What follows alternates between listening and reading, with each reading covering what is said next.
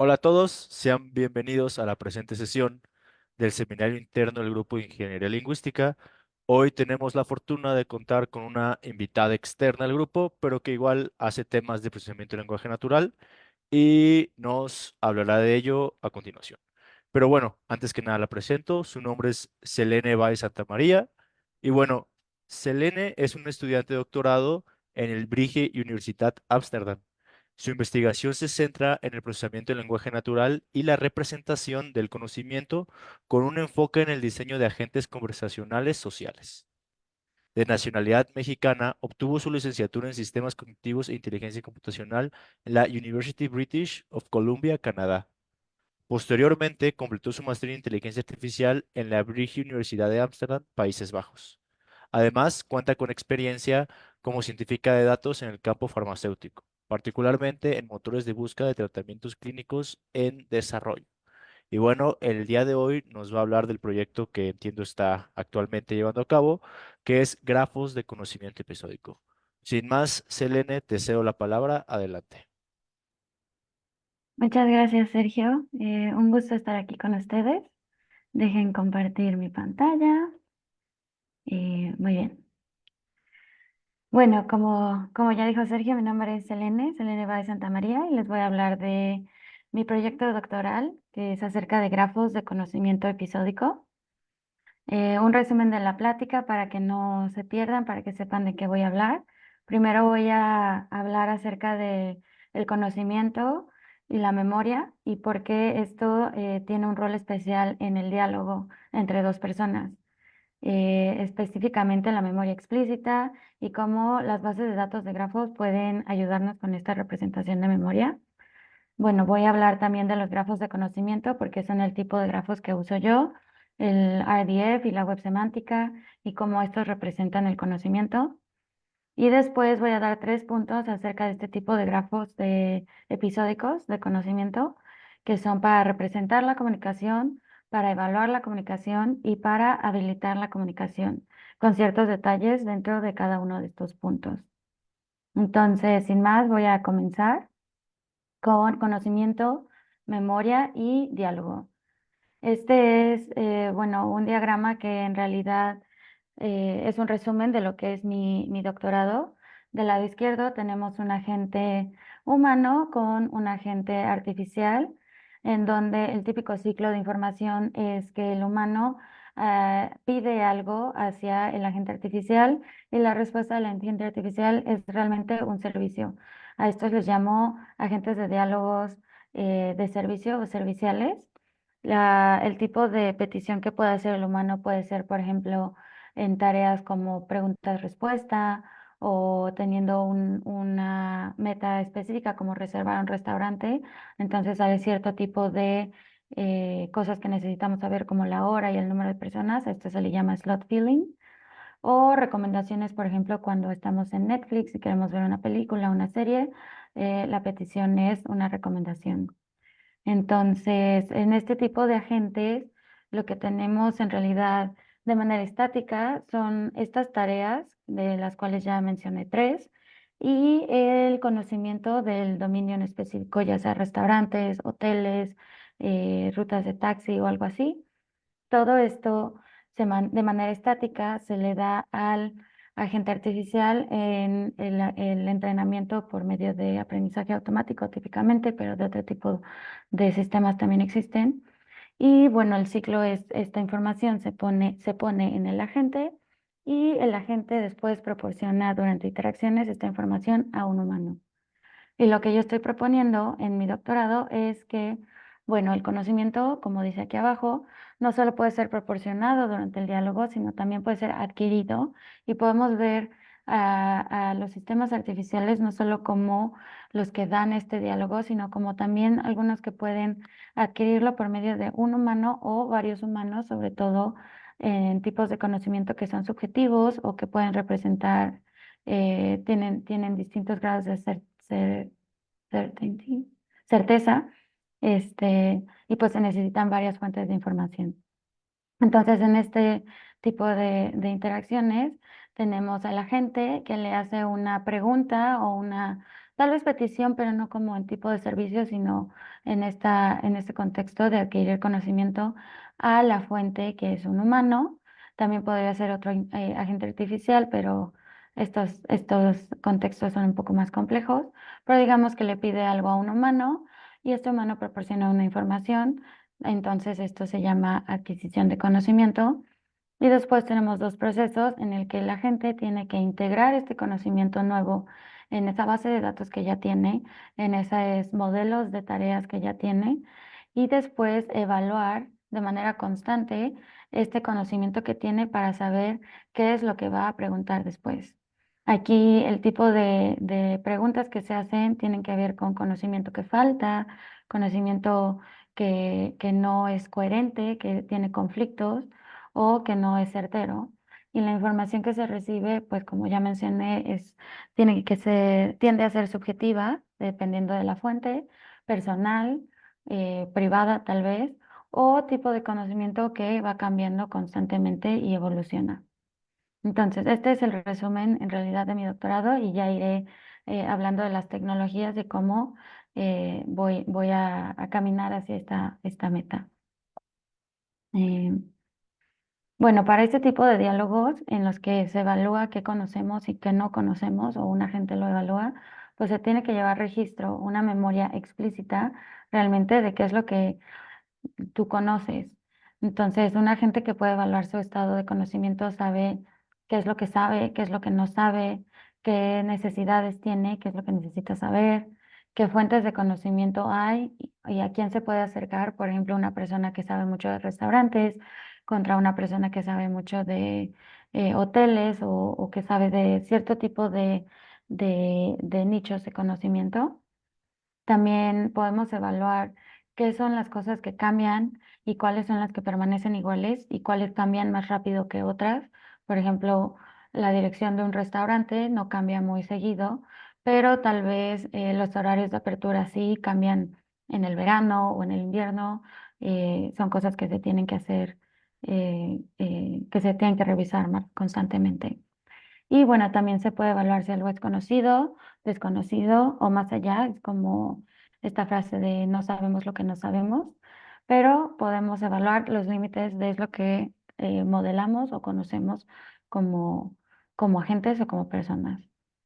Entonces, pues lo que yo estoy proponiendo es que esta memoria se represente como una base de datos de grafos donde si ves una interacción multimodal, por ejemplo, tienes lo que se ve, los visuales, aquí es un agente y una persona, tienes típicamente el audio que se transforma en texto y al mismo tiempo otra modalidad que yo propongo es este conocimiento modelado con grafos.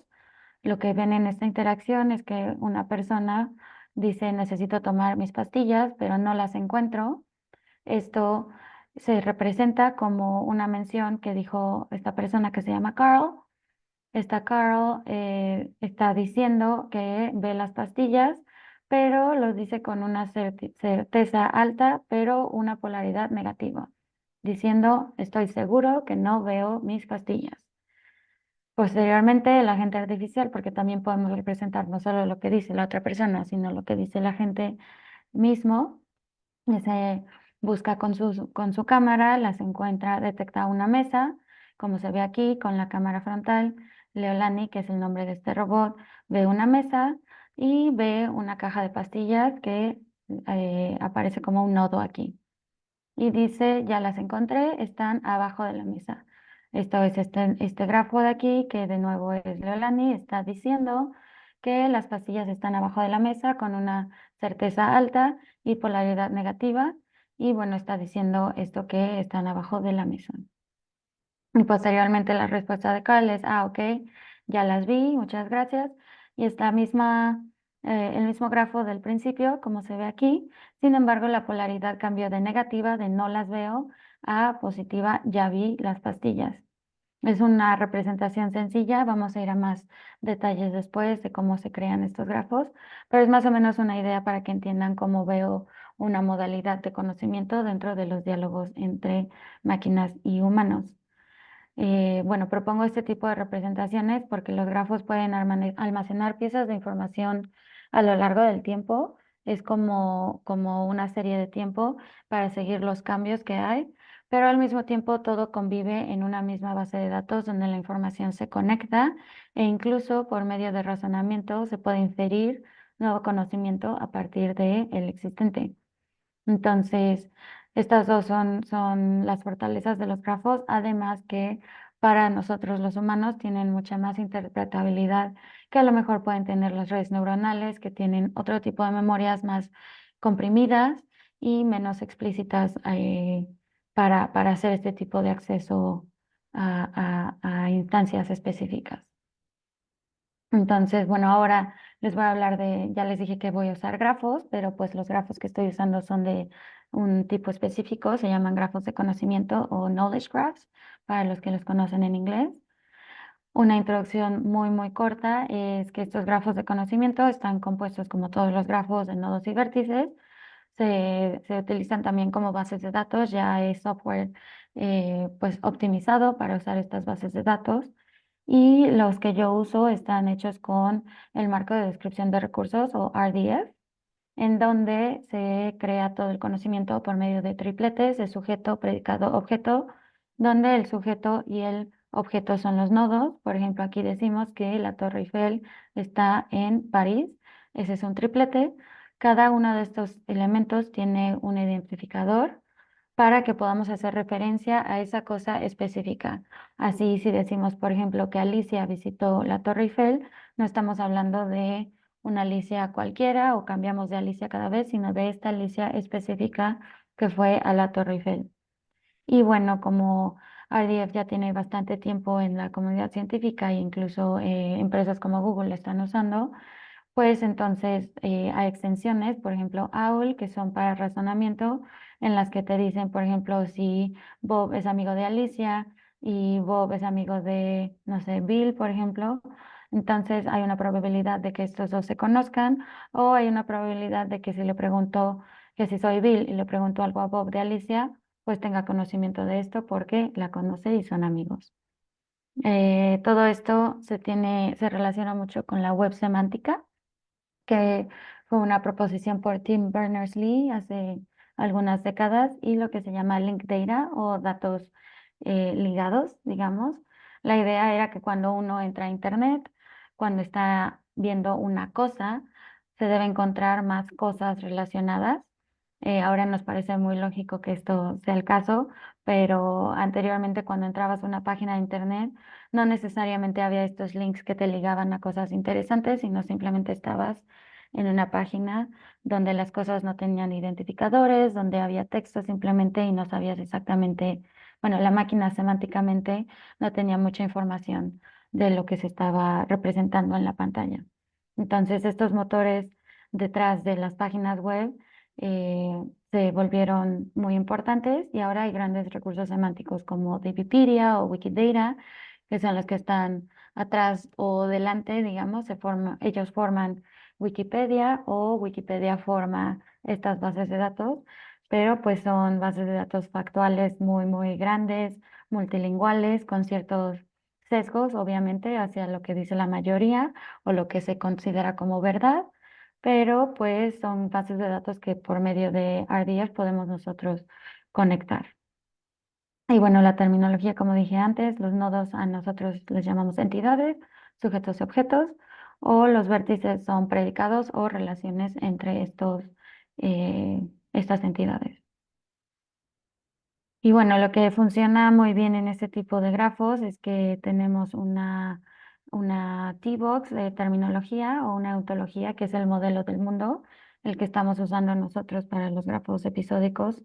Tiene una parte que es el contenido del diálogo. Por ejemplo, nosotros empezamos con nice to meet you o es un gusto conocerte, donde decimos muy básicamente lo que dos agentes que se acaban de conocer podrían preguntar o podrían decir de sí mismos. Por ejemplo, un agente puede ser una persona o un robot, un agente puede tener objetos o ver objetos, tiene sensores, vive en algún lugar, tiene ciertos intereses o pertenece a alguna institución, ya sea porque estudie o trabaje en ese lugar. También modelamos grasp o robot grasp, es como se comunica dos agentes. Aquí decimos que un chat está hecho de varios turnos o de varios utterances y cada una de estas tiene una fuente a la cual se le atribuye lo que se dijo y estos pueden crear declaraciones. Al final, cuando decimos algo, puede salir de una pregunta, obviamente, pero también declaraciones que después se consideran parte del mundo del que estamos hablando. O también puedes hacer comunicaciones multimodales donde tienes una imagen, que es un visual, y varios objetos detectados o personas detectadas o relaciones detectadas que igual tienen una fuente y crean experiencias que ya son parte del mundo del que hablamos. GAF tiene que ver con instancias y menciones. Esto es un poquito, no sé si recuerdan esta presentación de arte donde había un cuadro y una pipa y decía, esto no es una pipa, pues es más o menos eso, es decir, que hay instancias, que es la pipa, y hay menciones de esa instancia, que es, por ejemplo, la pintura de la pipa. No estamos interactuando directamente con lo que es esa pipa y es muy importante tener en cuenta que cuando se hablan de las cosas, es exactamente eso, es una mención de esas cosas, no estamos teniendo acceso necesariamente a esa cosa. Y bueno, SEM y EPS son para el contexto, que todo tiene un contexto que está ligado a un tiempo, a un lugar, hay actores alrededores para saber exactamente cuándo y dónde se llevó a cabo esta comunicación. Ese es el T-Box, la ontología. Y por otro lado tenemos el Assertion Box o el A-Box o vocabulario, en donde ya hablamos de cosas específicas que existen en el mundo. Por ejemplo, para nosotros tenemos nuestros grafos, están compuestos de grafos. O sea, hay grafos que son grafos dinodos y están todos conjuntos en grafos, en un grafo mayor, digamos. Entonces tenemos una división entre lo que es el mundo de Leolani, nuestro robot, y lo que es las pláticas de este robot. El mundo está compuesto de instancias, por ejemplo, Carla, París, el robot mismo, y declaraciones, por ejemplo, que Leolani conoce a una persona llamada Tom o que esta persona, Carla, vive en el lugar París. Este es el modelo del mundo, lo que sabemos acerca de lo que existe en el mundo. Y la otra parte del grafo es acerca de las pláticas, que se divide en las perspectivas y en las interacciones. Pues todo lo que estamos diciendo del mundo tiene una perspectiva y entonces recolectamos por medio de otro grafo estas cosas que se dicen. Por ejemplo, el hecho de que Carla viva en París fue mencionado por alguien en un contexto específico con este tipo de perspectiva, certeza alta y polaridad positiva o confirmación. Si alguien habla acerca de este mismo átomo de conocimiento, como que Carla vive en París, pero expresa otra perspectiva, por ejemplo, algo con duda o con negación o con cierto tipo de emoción o sentimiento, pues se guarda el mismo tipo de conocimiento atómico en este tipo de grafo, pero del otro lado se añade otra mención con otra perspectiva. Y aquí, como comenté antes, es el contexto que, bueno, esto fue mencionado en un chat con un ID 4 en la primera mención por Tom. En este contexto, mientras hablábamos, estaba otra persona en el cuarto, que es Gabriela, había una mesa, otro tipo de información que a lo mejor en un futuro y sobre todo para el razonamiento puede ser importante. Entonces, estos son los grafos que estoy yo proponiendo usar y los uso, como ya mencioné, para representar la comunicación. Los grafos de conocimiento episódico, como se llaman en inglés, Episodic Knowledge Graphs, se abrevian IEKG, tienen esta unidad. Cada vez que una persona dice algo como me gusta leer, se extrae un grafo así, que es la unidad, y se van acumulando por medio del tiempo. Como ya dije, ¿quién dijo esto? Por ejemplo, esta persona cuando la vemos sabemos que es Nicole. Entonces aquí ya no se crea un nodo vacío, sino que se hace la referencia a que es Nicole, que mencionó algo con una perspectiva de certeza alta, polaridad positiva, sentimiento positivo. Y también sabemos que hay valores que no siempre están presentes. Por ejemplo, no pudimos detectar emoción o estuvo una certeza muy baja, entonces simplemente ponemos que está sin especificar. Y como ya mencioné, esto se liga a esto que es un nodo, que a la vez es un grafo. El grafo contiene el triplete básico de Nicole. A Nicole le gusta leer, y sirve como triplete en el modelo del mundo, pero como un solo nodo en el modelo de las pláticas. Esta dualidad nos hace que nos ayuda mucho a poder crear eh, significados como piezas de rompecabezas que se van armando porque podemos cambiar de nivel acerca de lo que se dijo o cómo se dijo de manera muy sencilla. Y por esta razón es que el contenido, la forma y los metadatos de la interacción multimodal pues conviven todos en un mismo grafo y son representados como episodios porque como dije todo esto está ligado a un contexto con una fecha, con un lugar y se puede ordenar de manera temporal con una simple búsqueda en la base de datos. Ya mencioné antes que esta tecnología de RDF nos permite que tengamos semántica hasta donde ustedes quieran darle crédito a esto como semántica, claro está, pero sabemos hasta cierto punto cuáles son los atributos de un nodo, cuáles son los posibles atributos de un nodo dependiendo de su tipo y dependiendo de las relaciones que tiene con otros nodos, lo cual también activa o permite cierto tipo de razonamiento. Y bueno, como hay distintos tipos de pláticas donde se mencionan distintos tipos de nodos, pues cada secuencia de pláticas crean estas unidades que son distintas, que cuando se juntan nos dan grafos de distintas estructuras. Entonces, si vemos esto como uno, como memoria, un agente que tenga ciertas pláticas con ciertos agentes va a tener una memoria o una estructura de grafo muy distinta a otra persona o otra agente que tuvo otro tipo de experiencias. Por eso mismo es que después les voy a decir cómo podemos evaluar este tipo de grafos estructuralmente. Primero quiero mencionar que estos grafos tienen tres capas. Más que nada son grafos normales, que son estructuras matemáticas que se han estudiado desde hace muchísimos años por muchísimos tipos de disciplinas, matemáticas, ingenierías.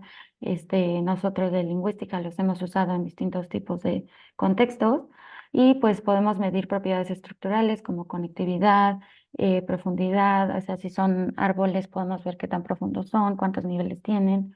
Todos estos tipos de propiedades las podemos medir en este tipo de grafos.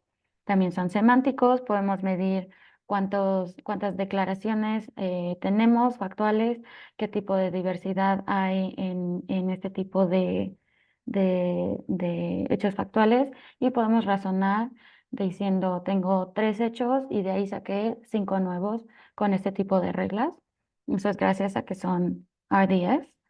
Y como nosotros añadimos todo esto del contexto y los grafos adentro de grafos, también nos permite eh, que las propiedades de metadatos estén ahí. Podemos medir la coherencia entre lo que dice una persona y otra persona. Por ejemplo, si decimos que el cielo es azul y una persona un día dice que es rojo, podemos medir que este hecho normalmente no cambia, pero que una persona lo dijo diferente, entonces se evalúa a la fuente.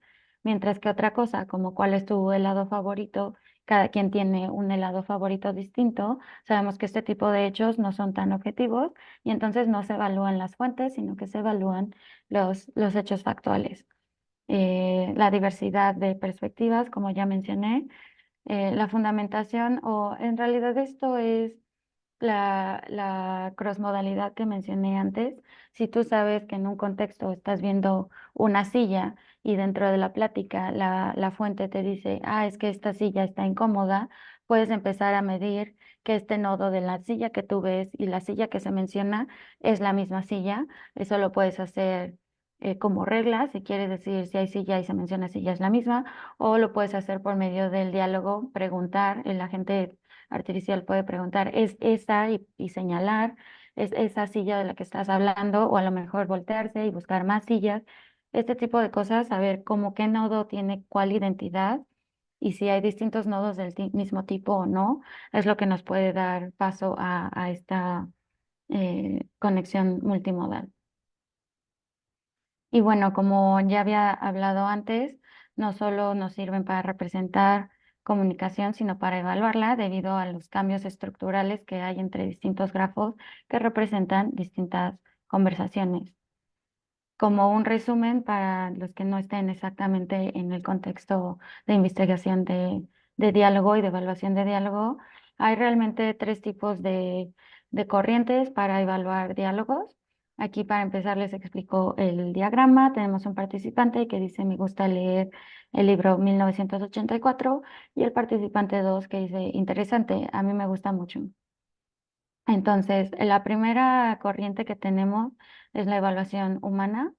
Se les da estos textos, estas conversaciones a una tercera persona, a veces al participante que está interactuando con un agente artificial, pero normalmente una tercera persona, y se les pregunta si esta conversación o esta respuesta es relevante, es coherente, es veraz, distintos tipos de categorías. Como pueden imaginarse, es muchísimo trabajo porque es cognitivamente difícil ver conversaciones y evaluar distintos ángulos de cada una.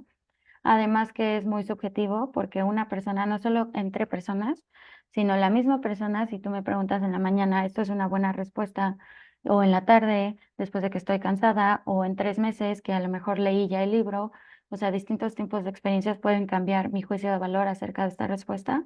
Entonces es bastante subjetivo. Y bueno, ya en el área de investigación, otro tipo de debilidad de este tipo de evaluación es que pues es inconsistente entre experimentos. Hay muchos tipos de formularios, digamos, para evaluar conversaciones y no todos los estudios usan el mismo, por lo cual incluso si yo creo una conversación y les doy evaluaciones de humano, si no está de acuerdo a otras conversaciones, no es que podamos poner los mismos datos juntos y digamos, ah, sí, ya tengo un conjunto de datos más grande, si no usamos los mismos formularios. Entonces, bueno, este es muy bueno, nos gusta tener este tipo de datos de evaluaciones por humano, pero no es tan fácil de conseguir y tiene sus problemas. Otro tipo de corriente es evaluación automática, en donde te tiene un dato de referencia. Por ejemplo, aquí se dice que los datos oro son, bueno, 1984 fue escrito por George Orwell. Esto es lo que se consideraría por algunos la respuesta correcta, la respuesta perfecta. Y bueno, esto se compara el dato perfecto, digamos, con lo que se dio de respuesta y se evalúa por métricas, por ejemplo, como Blue o Rouge o cierto tipo de métricas. Hay muchísima investigación en esta área, donde pues se comparan los textos y se dice que tanto se parece la respuesta que se dio a la respuesta correcta.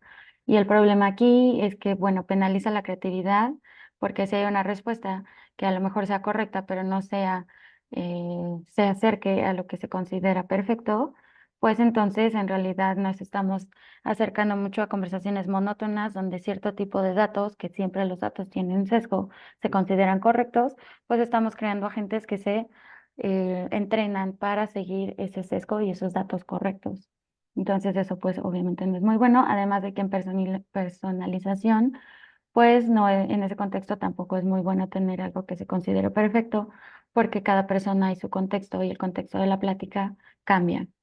Entonces, para este tipo de pláticas no ayudan mucho, por lo cual una tercera eh, manera de ver la evaluación es automática, pero sin referencia, en donde en vez de comparar la respuesta perfecta con la respuesta que se dio, se toma un poco de la historia de diálogo o lo que se dijo antes para entonces, en contexto, digamos, evaluar esta respuesta. Esta es la parte de aquí donde se usan métricas como por ejemplo el USR, en donde se compara, como ya mencioné, la coherencia, digamos, de lo que se dijo con lo que se dijo antes.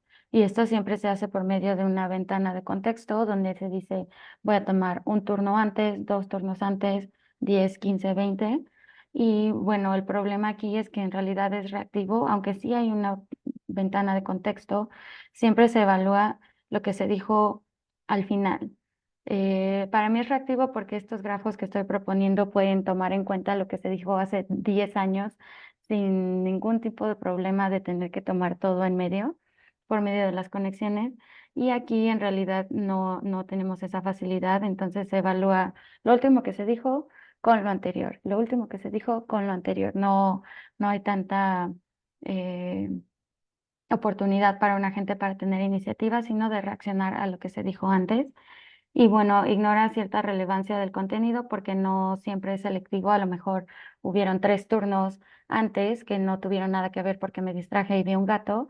Y entonces para poder tomar en cuenta lo que es relevante, tengo que abrir mi ventana de contexto y eso es un hiperparámetro que no puede estar cambiando de acuerdo a cómo va la conversación. Entonces es una decisión que se tiene que tomar. Y bueno, espero esto no los haya distraído mucho, pero lo que yo estoy proponiendo es transformar estos textos o estos audios en grafos por medio de un extractor de tripletes. Por ejemplo, yo leí este libro y ponerlo en esta memoria explícita donde los nodos se van creando conexiones con otros nodos sin importar de qué tan atrás se dijo en una conversación y entonces medir con ciertas métricas de grafos cosas en este tipo de estructuras. Para hacer un ejemplo específico, quiero que vean estas dos métricas, el grado promedio, que es el que cuenta el número de vértices que salen y entran en un nodo, y la esparcidad o densidad, en realidad es la densidad, pero uno sobre la densidad que mide que también conectado está un grafo. Entonces, empecemos por el grafo del centro, en donde tenemos una representación de Friends, donde la serie, donde Mónica es amiga de Chandler, es amiga de Ross y es amiga de Rachel. Lo que podemos medir en este grafo es que el grado promedio es de 1.5 porque este nodo tiene 3 conexiones, este tiene 1, 1, 1, que nos da un total de 6 conexiones. Sobre 4 nodos es 1.5. En cambio, la esparcidad se mide por medio de cuál es el número total de conexiones que yo podría tener. Bueno, este nodo podría estar conectado con todos los demás, que son 3, y consigo mismo. Entonces, cada nodo podría tener 4 conexiones, 4, 4, 4, son 16. Las que cuentan son 3. Entonces, en realidad es 3 sobre 16, que es alrededor de 0.18. Este es nuestro grafo base. Si queremos comparar con algo que cambia de estructura, que tiene las mismas conexiones que antes, pero que añade 2 conexiones aquí hacia entre Ross y Rachel que están saliendo como pareja, entonces aquí vemos que el grado promedio es, este tiene 3, este tiene 3, este tiene 3 y este tiene 1. El grado promedio ahora es de 2.5, que es bastante cambio comparado con este 1.5, es casi el doble. Sin embargo, cuando vemos la densidad o la esparcidad, pues ahora el tipo de conexiones que podríamos tener es 4 por cada uno con conexiones de cada nodo, pero hay 2 tipos de conexiones ahora, pueden ser amigos o pueden salir como pareja, entonces son 32 conexiones posibles, tenemos 5. La densidad o esparcidad de este grafo es de 0.16. El cambio con el anterior no es bastante. Sí cambia, pero no con la misma magnitud que el grado promedio. Entonces, por este otro lado, vemos otro grafo en el que no cambiamos nada de estructura, no se añaden ni se quitan conexiones entre ellos, sino lo que se hace es cambiar la semántica de las conexiones que hay y ser más detallado en esto. Entonces, decimos que Mónica no es amiga de Chandler, sino que está saliendo con Chandler, no es amiga de Ross, es hermana de Ross y sí es simplemente amiga de Rachel. De nuevo hacemos los cálculos y decimos que el nodo promedio, el grado promedio es de 1.5 porque las conexiones son las mismas, tiene 3 conexiones, una, promedio de 1.5, que es lo mismo que nuestro grafo base. Sin embargo, la esparcidad cambia bastante porque ahora tenemos 3 tipos de conexiones posibles, entonces esta podría tener eh, 4 por 3, 12, 12, 12, 12, 48 posibles conexiones, solo tenemos 3 y la densidad es de 0.06. Lo que nos dice esto es que hay ciertas métricas que van a medir ciertas cosas en estos grafos. Si queremos saber cuál es la estructura o si hay cambios de estructura en nuestros grafos, si hay cosas que no estaban conectadas antes y ahora están conectadas, lo podemos medir por medio del grado promedio. No nos va a servir de nada usar la esparcidad, Pero si queremos saber algo más semántico, si queremos saber si nuestra información se está volviendo más detallada o si estamos adquiriendo conocimiento, no con conexiones, sino con detalles de la información que ya tenemos, entonces eso lo podemos medir por medio de la esparcidad. Y para comprobar esto, hicimos un experimento donde tomamos datos entre distintas conversaciones con distintos agentes. Tomamos una conversación entre humano a humano, las conversaciones de la serie Friends entre Mónica y Chandler por medio a lo largo de todas las temporadas. Y bueno, notamos que estas conversaciones transmiten más conocimiento porque son dos humanos y además están escritas por agentes de televisión en donde saben exactamente qué es lo que quieren decir. Entonces, bueno, esa es una observación en este tipo de conversaciones. También tenemos 6 conversaciones entre humanos y máquinas en donde son más cortas. Notamos que estas requieren una capacidad cognitiva, un esfuerzo cognitivo más grande. Fueron estudiantes de nuestra universidad que estaban hablando con nuestro robot, este Leolani, del que les comento.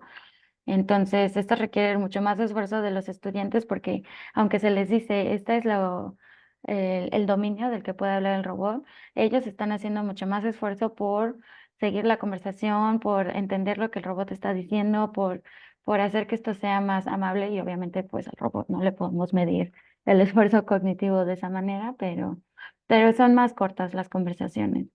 Mientras que las máquina a máquina son muchísimo más largas porque puedes tener dos bots que se están mandando mensajes uno al otro por mucho tiempo, hablan mucho más rápido, pero pues no entienden semánticamente. En realidad parece que son dos pericos, el uno hablando de una cosa y el otro hablando de otra cosa, sin intercambiar información o conocimiento.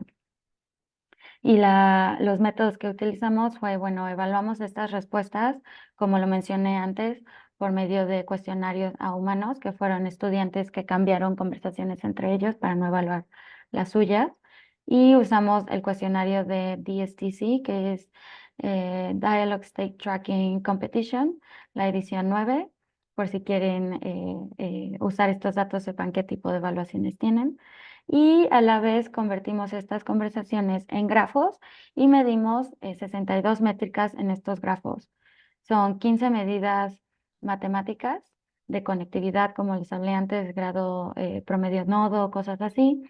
27 de conocimiento semántico con cuántos hechos conseguiste durante esta comunicación, cuántas conexiones semánticas o tipos de nodos hay, de este tipo de cosas medimos y 20 de interacción, como cuántas fuentes fueron las que tuviste durante una conversación, se habló de otra fuente, conocías hacia otra fuente, un poco más de los episodios que tuvieron estas conversaciones.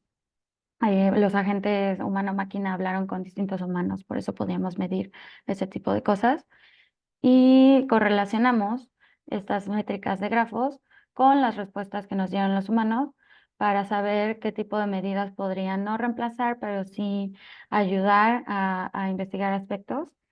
Y bueno, voy a dar más detalles ahora y comparar las conversaciones de manera temporal. Lo que podemos observar es algo así. Quiero empezar para decir que este tipo de evaluación es comparativa. Si yo solo tengo una conversación, no puedo decir mucho acerca de esa conversación, pero si me das dos y las miro por medio de los turnos que hay, puedo ya empezar a comparar estas dos cosas. La primera conclusión de dos que tuvimos, la primera es que el grado promedio del nodo se correlaciona bastante con la fluidez. Cuando le preguntas a una persona, ¿esta respuesta fluye o esta conversación está fluyendo de acuerdo a lo que se está diciendo? Como no es abrupto, no hay cambios de conversación, de tema muy abruptos. Eso es la fluidez. También tiene que ver con la repetición de lo que ya se dijo o de distintas partes de lo que ya se dijo. Una curva pronunciada hacia abajo, como esta, indica una conversación fluida y una curva hacia arriba es una conversación repetitiva. Lo que vemos aquí a grandes rasgos es que se separan por el tipo de conversaciones que son. La de Mónica y Chandler, bueno, esta tenía muchos más turnos, pero las cortamos. Es la más fluida, lo cual tiene sentido porque es humano a humano y de nuevo están escritos para programas de televisión, entonces se sabe lo que se va a decir y tiene un propósito, pero lo importante para nosotros era comprobar que esto se puede ver por medio del grado promedio.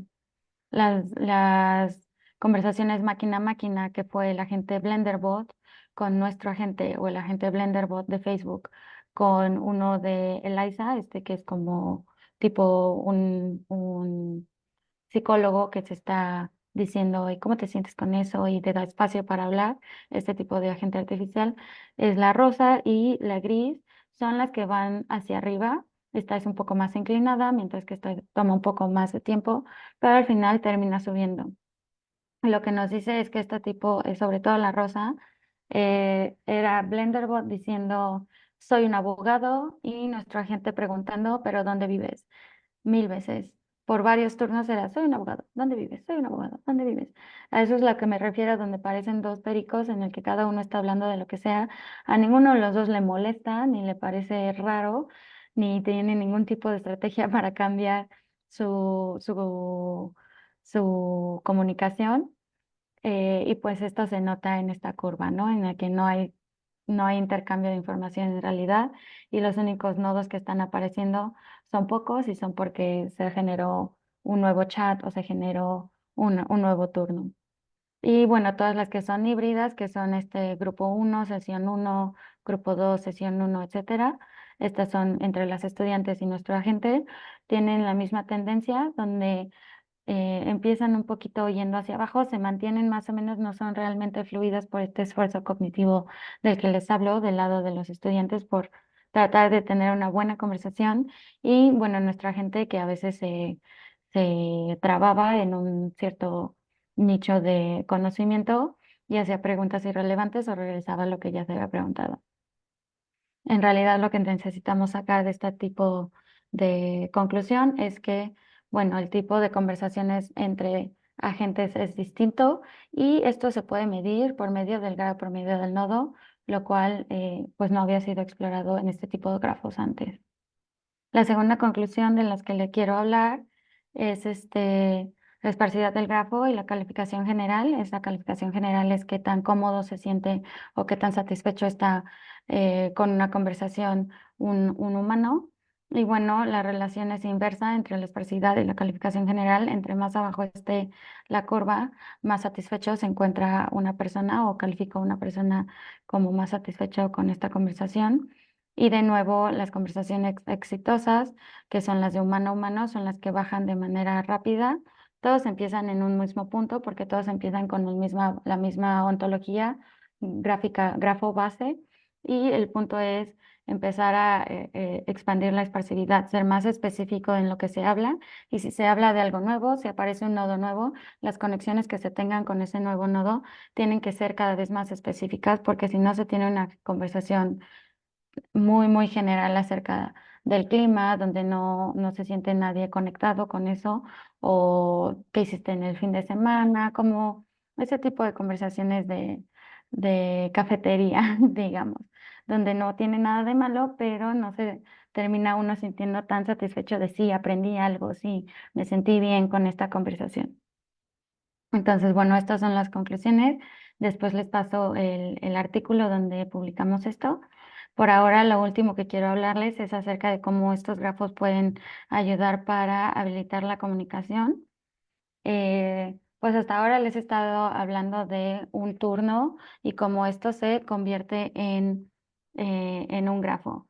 Ahora lo que quiero decirles es que, bueno, tienes una memoria de lo que ya se ha dicho antes y cuando esta persona en realidad dice sí, algo nuevo y se añade esta unidad, cuando se suman estos dos grafos, no es como añadir dos números de 3 más 5 es 8 y todo es nuevo. Aquí hay áreas donde ya existía, por ejemplo, lo morado, lo azul, son los que ya sabíamos, ya conocíamos por medio de nuestra memoria, nuestro conocimiento anterior.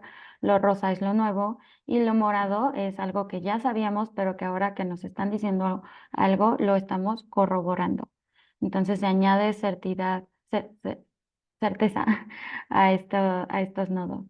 Y bueno, ya que ponemos estos dos, le llamamos integración de conocimiento, ya que juntamos estas dos cosas, lo que podemos hacer es centrarnos en distintos tipos de patrones que son generales en estos grafos. Por ejemplo, del lado derecho tengo algo que es como un conejito, donde tenemos algo que se dijo del mundo, este grafo dentro del grafo del que hablé, y una polaridad positiva y una polaridad negativa. Esto sin saber de qué se tratan estos nodos y saber que son del cambio climático, de lo que hice ayer en mi casa, sin saber el contenido de esto, siempre puedo buscar si existen este tipo de conflictos en mi grafo. Eso se llama, bueno, conflicto. Por otro lado, tenemos un gap o un nodo que sabemos que existe, pero no está ahí por ahora, porque por medio de la ontología, por lo menos, podemos saber que este nodo es de tipo lugar y todos los lugares tienen unas coordenadas, por ejemplo. Entonces, yo sé que este nodo tiene que estar ahí. Y lo único que necesito saber en este caso es el tipo de nodo de esto. No importa si es París, Ámsterdam, Ciudad de México, Guadalajara. Si yo sé que esto es un lugar, sé que tiene que tener esta información.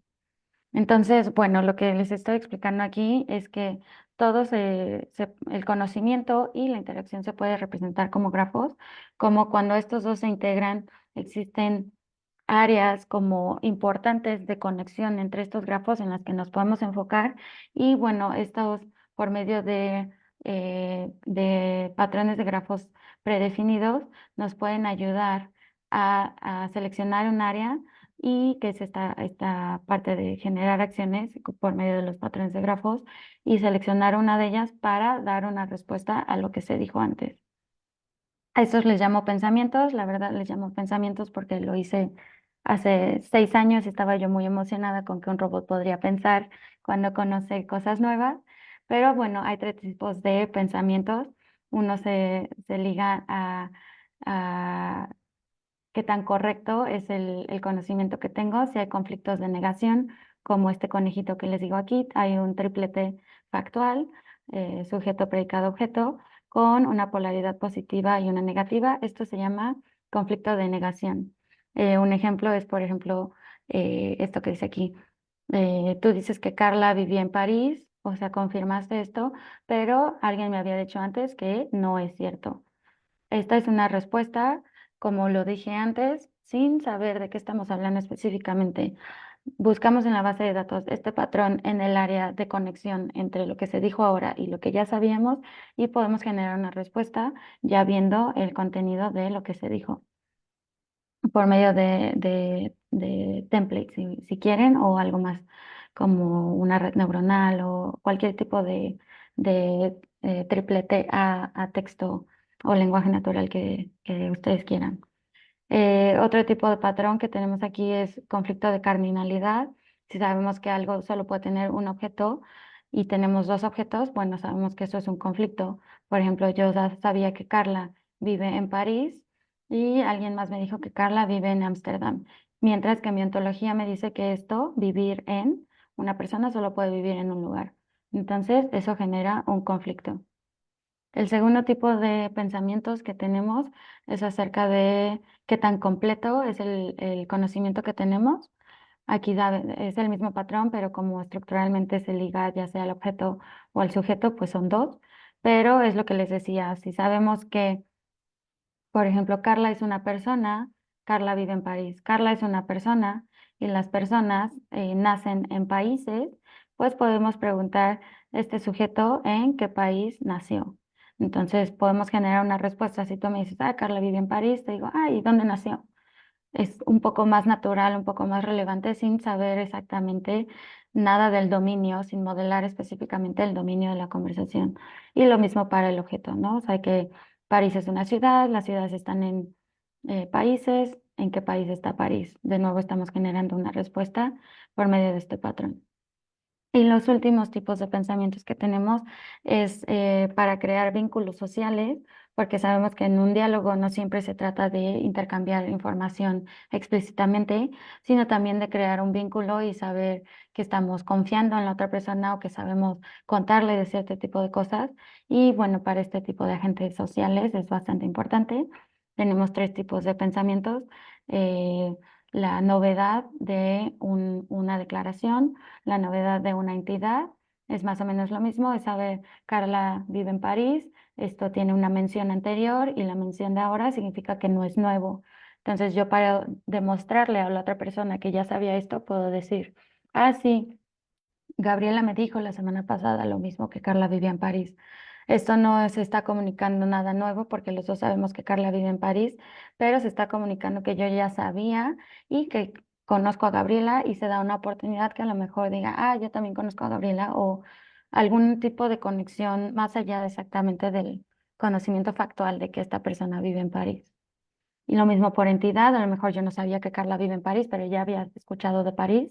Puedo decirle, ah, sí, ya sabía dos, tres, cuatro, cinco cosas acerca de París. Lo puedo decir como resumen, lo puedo decir una. Eso ya es de cómo hablar.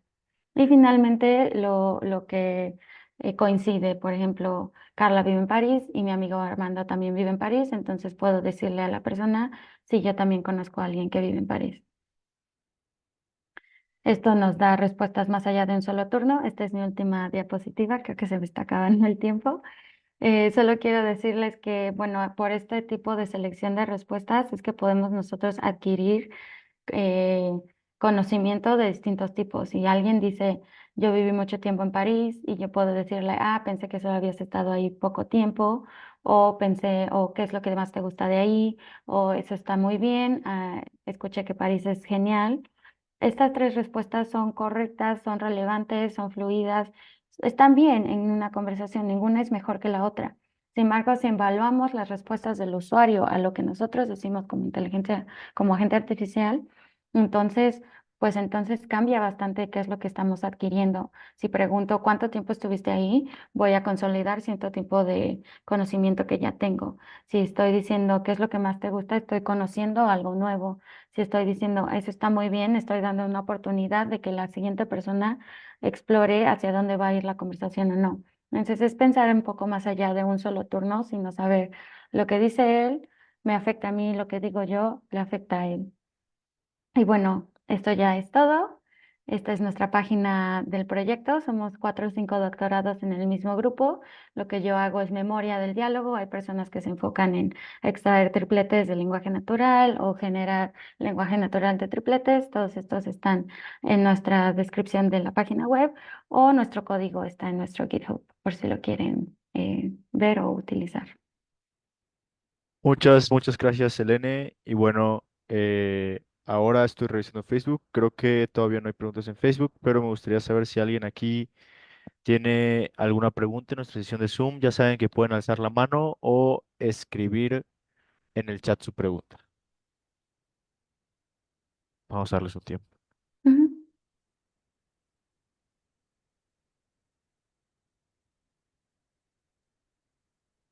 Si quieres, de mientras puedes dejar de compartir o irte a la primera diapositiva, lo que se te haga más cómodo. Gracias.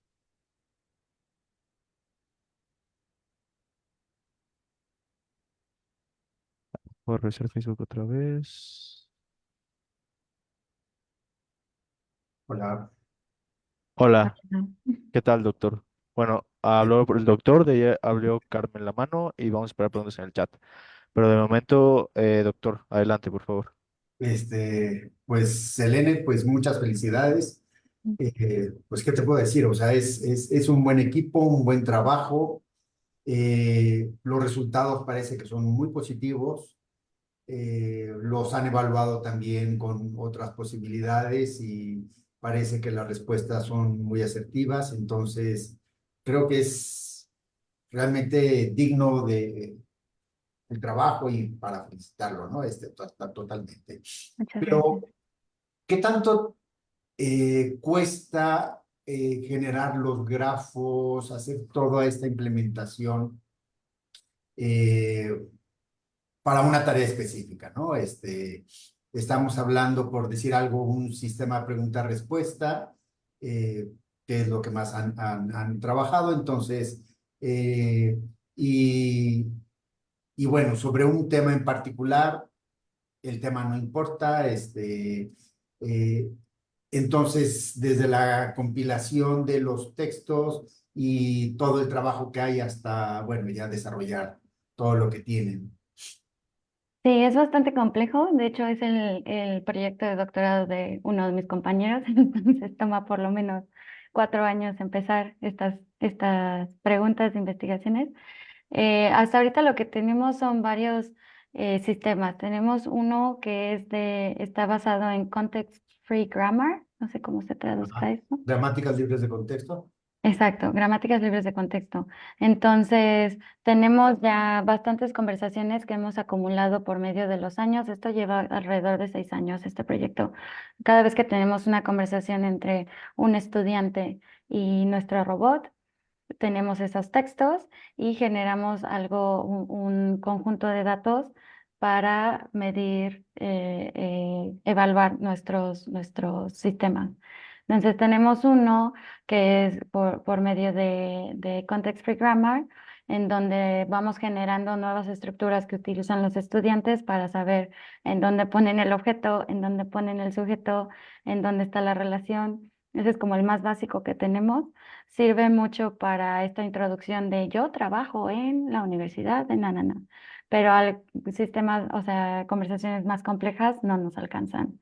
Tenemos otro que es por medio usamos Spacy para hacer dependency parsing y sacar todas las estructuras de este es el objeto directo de este predicado y lo vamos a poner en este triplete. Entonces también es un poco más predefinido de cómo se estructuran las oraciones. Es más complejo que el primero, pero pues mucho a manita en realidad. Y bueno, ahora con los Large Language Models, pues tenemos uno que simplemente busca en ChatGPT y le dice, tengo esta conversación, saca tripletes y ponemos eso en el grafo. No es muy bueno en realidad, pero ayuda en las conversaciones un poco más complejas.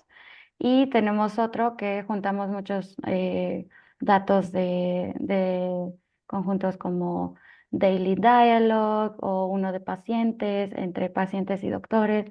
O sea, juntamos muchos tipos de conversaciones y entrenamos fine tuning. Hicimos, pues sí, entrenamiento a un modelo y tenemos todo esto en nuestro GitHub. Pero la respuesta corta es muy difícil. Es muy difícil porque el contenido y la estructura de las conversaciones cambia bastante. Entonces, pues a mí me tocó, digamos, la parte un poco más fácil, porque yo digo, si se pudiera hacer esto perfecto, funcionaría maravilloso porque podemos medir todas estas cosas, pero todavía falta mucho de investigación en cómo llegamos a esos grafos perfectos de los que yo estoy, pues, hablando ya. De acuerdo, muchas gracias. Gracias, Vale. Selene, gracias, doctor. Hace rato Carmen alzó la mano. Carmen, no sé si gusta hacer tu pregunta. Sí, era muy relacionada con la pregunta del doctor de precisamente cómo o cuál es el proceso previo o qué tanto duro, qué tan complejo es el Ujú. proceso previo para programar o sea, la cuestión de las respuestas, ¿no? Para hacer los modelaje, los modelos que se necesitan previamente para que se puedan, eh, responder las preguntas y si hay un cierto tema en específico que se puede manejar con esos robots que ya tienen en función. Sí, es más difícil extraer tripletes de texto que verbalizar los tripletes en texto. Entonces, esa es una cosa que pues nos ayuda un poco porque ya que tenemos los grafos, expresarlo es un poco más sencillo. Y lo estamos usando ahorita en caso un caso de uso, así se llama, de diabetes. Tenemos pacientes que tienen que hacer cambios a su estilo de vida, tienen que hacer más ejercicio, tienen que cambiar su dieta, tienen que hacer este tipo de cosas que no son médicas de farmacología, pero son médicas de estilo de vida. Y pues los doctores en Países Bajos están muy ocupados, como creo que los doctores en todo el mundo están muy ocupados. Entonces lo que están haciendo mandan por medio de una aplicación a gente que de manera interactiva pregunta. ¿Y qué hiciste ayer? No es un cuestionario que te dice, ¿hiciste ejercicio y comiste verduras? ¿Hiciste no sé qué? Que es muy, eh, molesto, digamos, para los pacientes, sino que es un poco más interactivo por medio de estos nodos que pueden existir. Dice, bueno, ayer el paciente pudo haber comido comida chatarra o pudo haber comido verduritas o pudo haber comido algo en medio. Se selecciona una de estas y entonces se hace la pregunta de, ¿y ayer comiste papitas, por ejemplo? ¿O ayer comiste garnachas o taquitos o lo que sea? Y eso implica ya como un poco más de interactividad en la conversación. Y bueno, lo que estamos haciendo ahorita, por suerte, ellos se encargaron de todo el lado legal de tener acceso a pacientes y que toda esta información fuera privada. Y lo que estamos haciendo ahorita es terminando el sistema para dárselos y estamos, pues, la demo es en junio, entonces esto se tiene que hacer antes de junio. Gracias, Selene. Voy a leer una pregunta que está en el chat y también gracias, Carmen, por tu pregunta.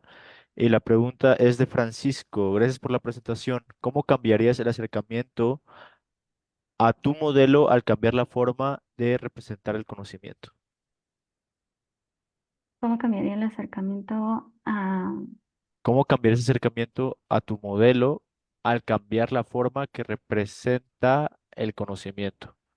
Ok, el modelo, supongo que el modelo de diálogo.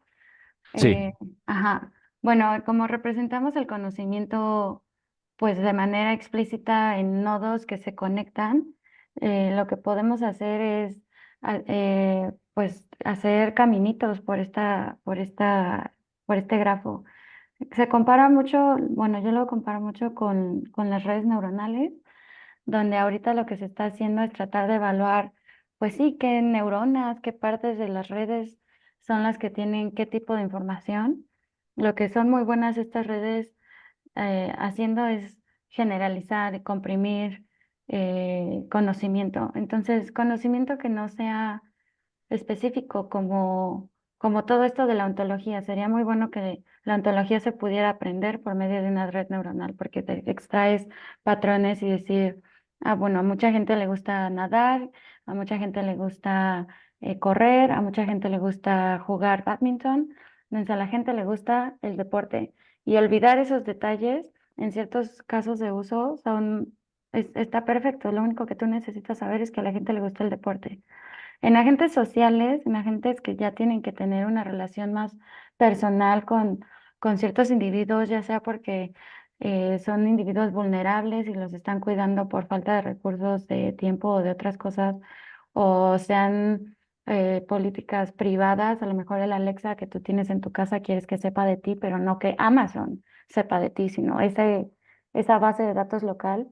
Entonces, representar los datos de manera explícita con estos grafos creo que es más importante. Y entonces las técnicas que tenemos para generar respuestas pues cambian porque tienes un grafo que puedes explorar el camino más corto, el camino más largo, quieres considerar todo este tipo de cosas y detalles o no, lo consideras a nivel atómico o como a nivel, este grafo dentro de los grafos de los que hablo, o sea, te vas a ir a lo que está dentro de eso y los detalles adentro de ese grafo, o simplemente lo consideras un nodo y dices, bueno, esto se dijo y así lo voy a aventar. Creo que el tipo de casos en el que estemos requiere cierto tipo de conocimientos y eso es lo que nos puede decir qué tipo de tecnologías estamos usando. Y los tipos de tecnologías entonces nos dicen cómo generar respuestas. gracias, Selene. Gracias, Francisco, igual por tu pregunta. Bueno, tenemos espacio al menos para una última pregunta. No sé si alguien quiere hacerla. En Facebook todavía no hay preguntas. Ok, una última pregunta de Ángel Cadena. Bueno, son varias. Ujú. Voy a ir una por una. ¿Cuál es la carga computacional para generar estos grafos? ¿Es mucha? Sí, sí, para generarlos no, para almacenarlos sí. Yo tengo ahorita, por ejemplo, transformé las conversaciones en los libros de Harry Potter y un libro, o sea, el libro uno es un grafo de 1,5 millones de nodos. Es enorme. Entonces, sí, a veces hay que pensarle un poco en esa parte de optimización. Para crearlos, pues toma tiempo, pero no más tiempo que entrenar un modelo de lenguaje. Gracias. Ahora, ¿es posible utilizar estos grafos para entrenar el LLM con el objetivo de mejorar su conocimiento? ¿Sería comparable con un fine tuning u otras técnicas? Sí, creo que eso es lo que se está investigando mucho ahorita. Este tipo de representaciones son simbólicas y pues se comparan con las neuronales. Ahorita hay un área muy importante que se llama neurosimbólica, que trata de combinar estas dos. Entonces, sí, para utilizar estos grafos hay que encontrar la manera de ponerlos de manera pues binaria en números, que es lo que entienden las redes neuronales como entrada a esto y entonces sí se podría usar para hacer fine tuning. El problema, como mencioné antes, es el tamaño. Entonces lo que tenemos que hacer es o tener buenos algoritmos para seleccionar las áreas del grafo que queremos usar para el fine tuning o resumir, hacer de un grafo grande un grafo más chiquito que tenga casi la misma información o la información relevante para ponerlo en el fine tuning. Pero sí, Perfecto, sí, sí se puede. perfecto. Muchas gracias. Va la última pregunta y con esta cerramos. ¿Sería posible generar un conjunto mediante la interacción de dos Large Language Model? Eh, si me hubieras preguntado hace 5 años, te hubiera dicho que no, porque pues hay muchos sesgos en el tipo de comunicación que estos tienen y te digo que no siempre se entienden, no siempre los bots saben de lo que está hablando el otro.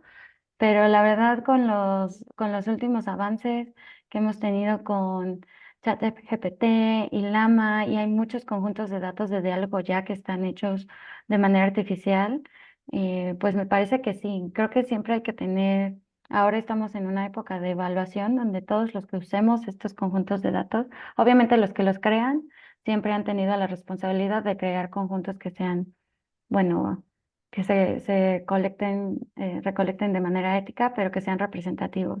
Pero ahora como son muy grandes y se generan de manera muy, pues masiva, y automática, todos los que los usamos también creo que tenemos una obligación de estar viendo qué estamos usando y si encontramos problemas con ciertas comunicaciones que digan, ya no sé, o sea, esto ya nos están hablando, ya está preguntando si es abogado y el otro de que dónde vive, pues estar pues muy al pendiente y avisarnos entre todos de este ID. O sea, a mí me encantaría tener un foro donde muy específicamente digamos, este diálogo de este conjunto en este turno ya no funciona, sáquenlo, no lo usemos.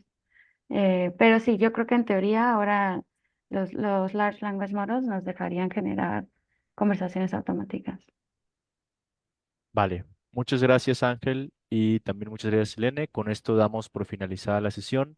De nuevo, agradecemos tu plática, Selene. Fue muy provechosa y bueno, tuviste preguntas bastante interesantes aquí en el chat. Sí, muchas gracias. Y para quienes nos ven en Facebook, nos vemos la próxima semana, me parece, para la siguiente sesión. Y bueno, es todo. Hasta luego. Muchas gracias. Vale.